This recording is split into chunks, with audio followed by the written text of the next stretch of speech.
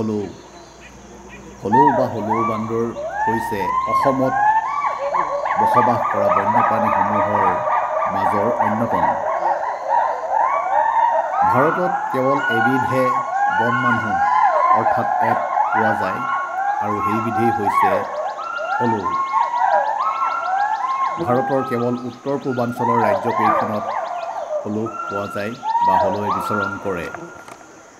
ইয়াৰে মাজৰ কেৱল অসমতেই প্ৰায় 2000 হলৌ আছে। হলৌ হৈছে ভাৰতৰ অৰণ্যত বিচৰণ কৰা একমাত্ৰ বন মানুহ এপ। এই এপ উত্তৰ পূব ভাৰতৰ ৰাজ্যকেইখনৰ বাহিৰে ভাৰতৰ আন কোনো ৰাজ্যত পোৱা নাযায়। সৌভাগ্যক্ৰমে অসমত প্ৰায় 2000 হলৌ আছে। হলৌৱে মাটিলৈ নানামে। হলৌৱে মাটিলৈ নামি বিচৰণ নকৰে বাবেই হুলুক গিবন অভয়াৰণ্যৰ থকা হলৌসমূহক মাজেদি যোৱা ৰেল লাইনটোৱে বিভক্ত কৰি পেলাইছে।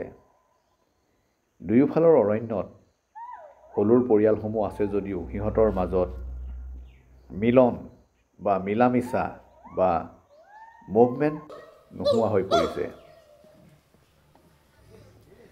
হলৌৰ একেটা পৰিয়ালৰ সদস্যসকলৰ মাজত জোৰ নাপাতে, অৰ্থাৎ মতা মাইকী হলৌৱে ভাতৃ ভগ্নী হিচাপে পৰিয়ালত থাকে আৰু যেতিয়াই জোৰ পাতিব লগা হয় তেতিয়া সিহঁতে আন পৰিয়ালৰ লগত সম্পৰ্ক স্থাপন কৰে।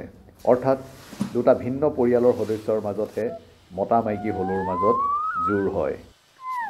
IUCN হলৌক বিপদাপন্ন এণ্ডেঞ্জাৰ্ড প্ৰাণী হিচাপে চিহ্নিত কৰিছে।